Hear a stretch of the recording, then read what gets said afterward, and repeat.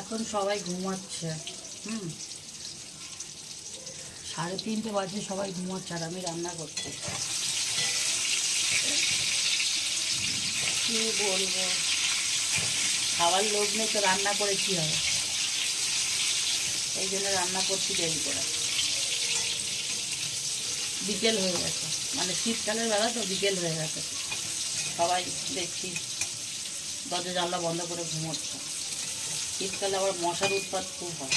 তো আমি এখন এই রান্না বান্না করছি, গোছগাছ করছি, ভাজবো, রান্না করবো। কটা বড়া ভেজেছি, খাচ্ছি। এই যে এখানে ভেজে রেখেছি, আর এখানে যে ঠান্ডা হয়ে গেছে এগুলো তুলে তুলে খাচ্ছি।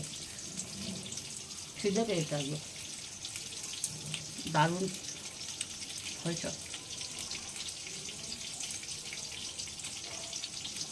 এত বেলায় কেউ রান্না করে? আমি করছি।